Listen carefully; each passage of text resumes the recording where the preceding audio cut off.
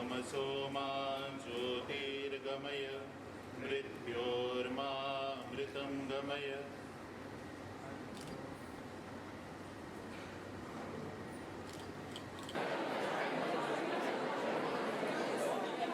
It gives me much pleasure to be here this morning.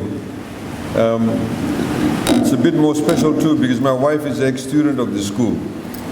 So she was here in the 1990s and early 2000. Unfortunately, she could not be here with us today.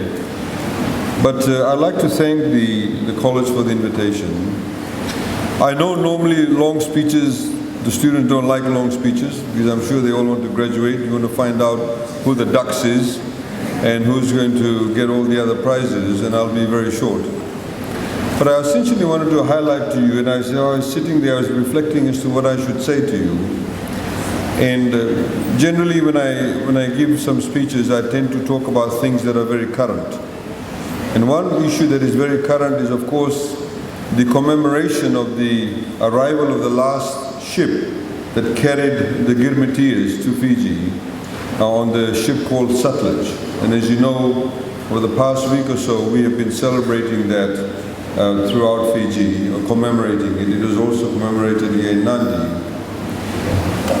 For me, when I was in Lambasa last week, it was very telling.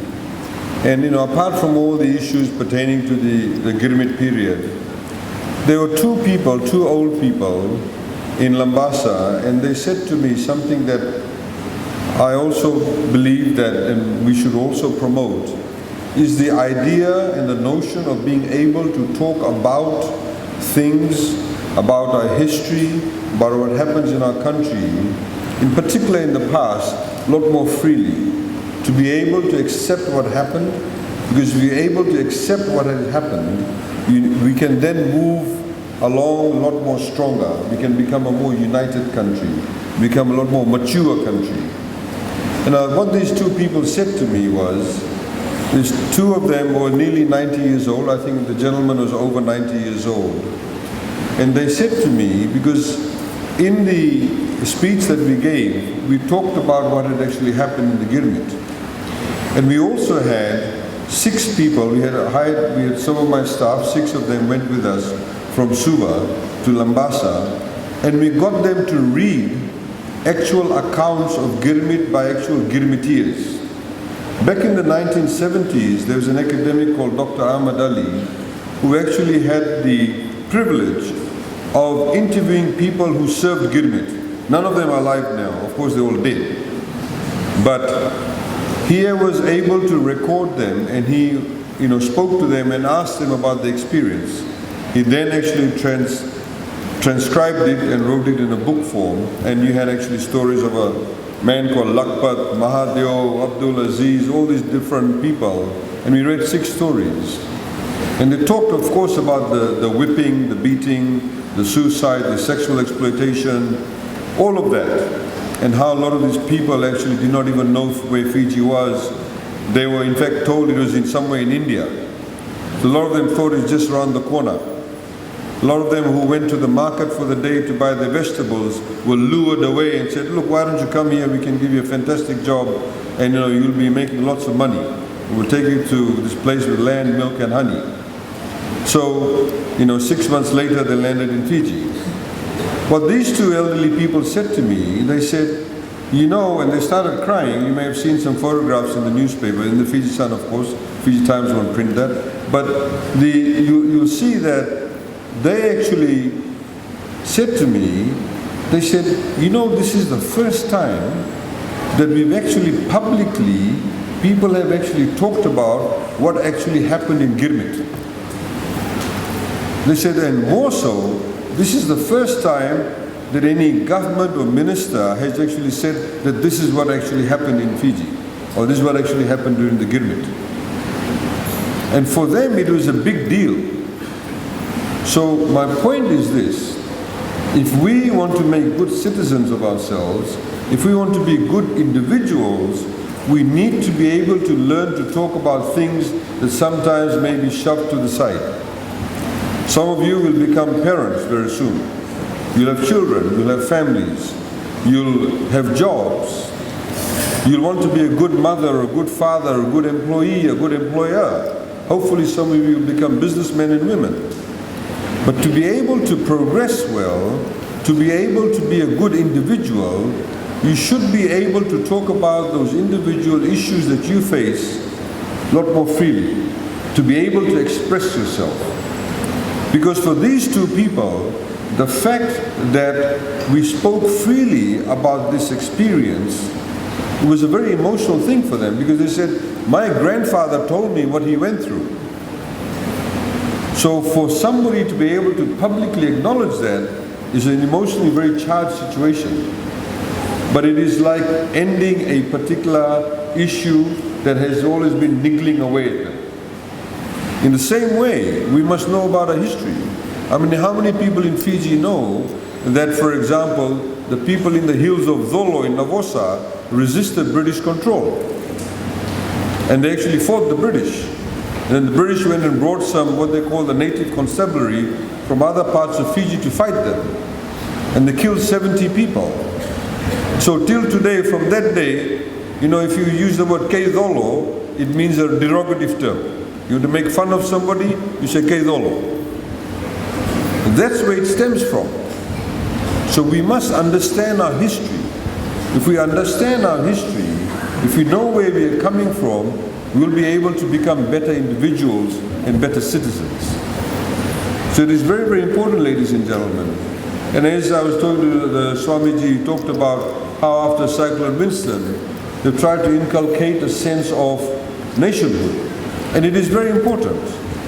Nearly 70% of our population in Fiji is below the age of 40, which includes all of you, well, most of you in this room.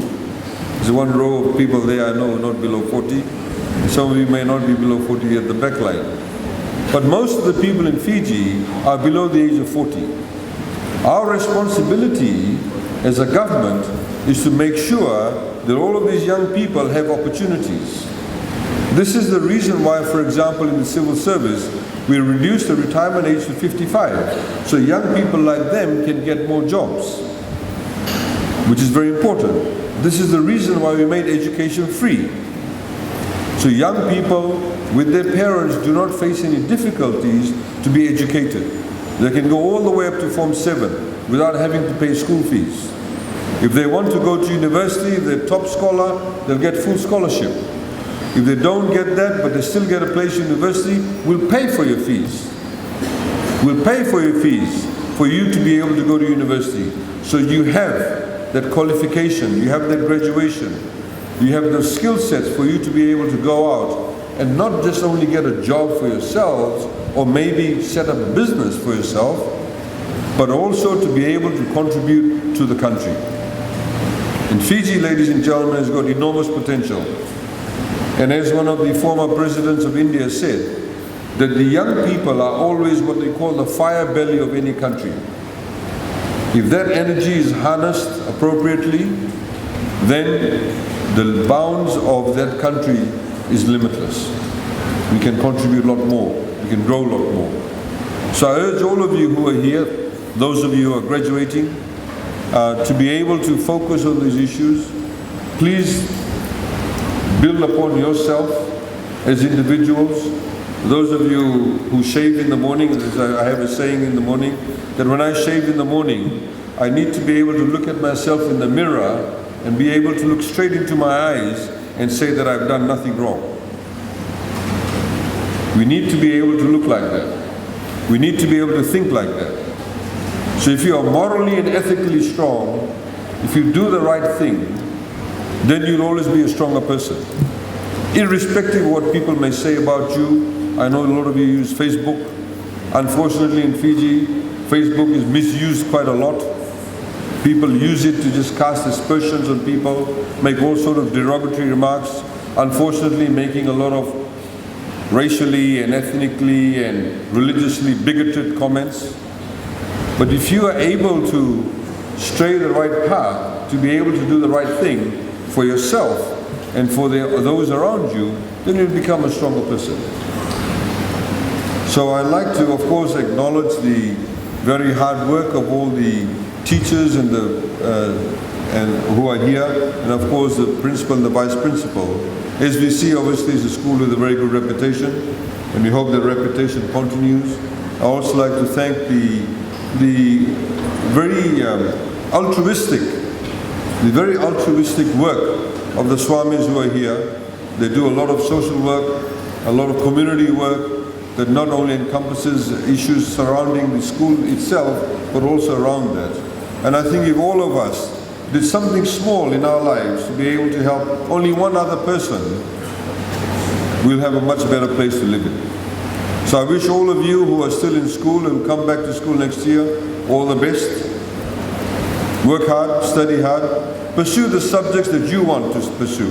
I'm going to say something probably the parents won't like. Pursue the subjects that you like, not necessarily your parents like. Because if you pursue the subjects that you like, you'll do very well in it.